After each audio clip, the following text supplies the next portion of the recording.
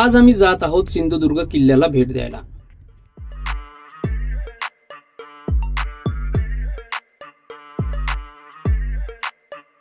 हा किल्ला महाराष्ट्रातील सिंधुदुर्ग जिल्ह्यातील मालवण येथे अरबी समुद्रातील एका छोट्या बेटावर बांधला आहे।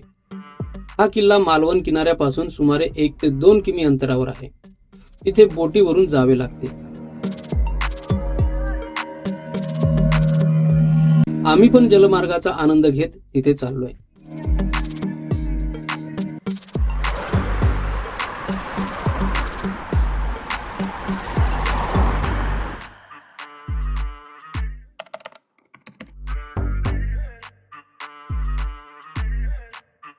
सतराव्या शतकात समुद्री मार्गे पोर्तुगीज, इंग्रज आणि सिद्धी यांचे आक्रमण होत असत।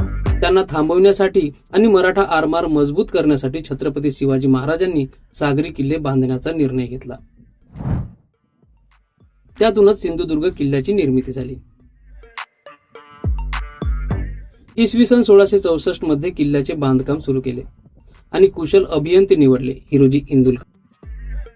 सुमारे 3 वर्षात म्हणजे 1667 मध्ये किल्ला पूर्ण झाला।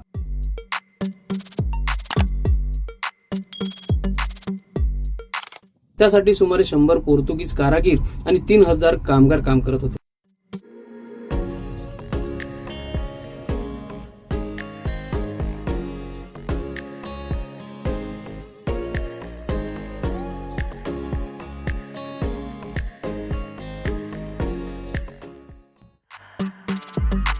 किल्ला मजबूत करण्यासाठी दगडांमध्ये शिसे वापरले गेले। किल्ल्याचा परिसर सुमारे 48 एकर आहे।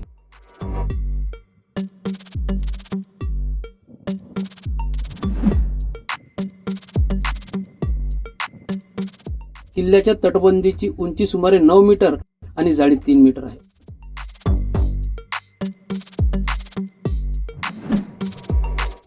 किल्ल्यात 40 पेक्षा जास्त बुरुज आहेत।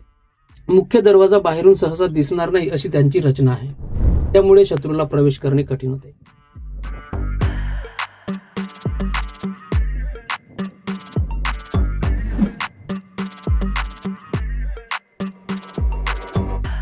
सिंधुदुर्ग किल्ल्यात अनेक ऐतिहासिक स्थळे आहेत। शिवराजेश्वर मंदिर येथे छत्रपती शिवाजी महाराजांची मूर्ती आहे। शिवाजी महाराजांचे हात आणि पायांचे ठसे किल्ल्यात जतन केलेले आहेत। गोड्या पाण्याच्या विहिरी समुद्राच्या मध्यभागी असूनही येथे गोड पाणी मिळते।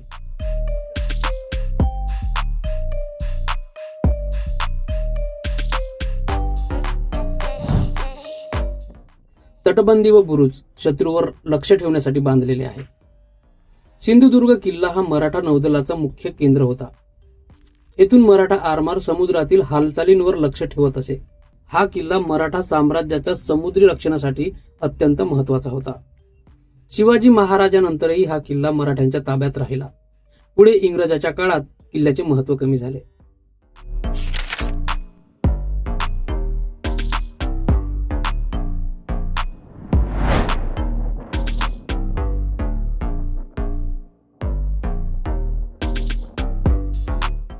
आज हा किल्ला महाराष्ट्रातील एक महत्त्वाचे ऐतिहासिक आणि पर्यटन स्थळ आहे।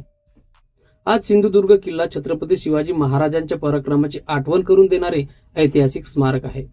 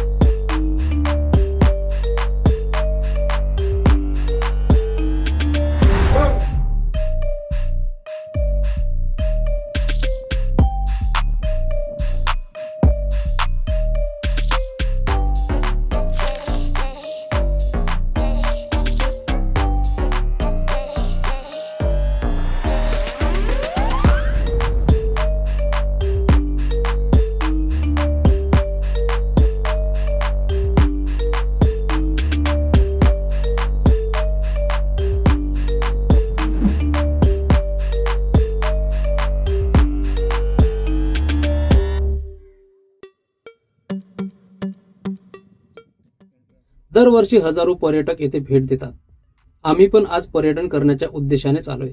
आम्ही पण आपल्यासोबत या किल्ल्याची नीट माहिती घेतली. आपल्याला कशी वाटली हे कॉमेंट्सद्वारे कळवा. चॅनल सबस्क्राईब केलेले नसेल तर अवश्य करा. भेटू परत अशाच माहितीपूर्ण व्हिडिओसह. तोपर्यंत धन्यवाद.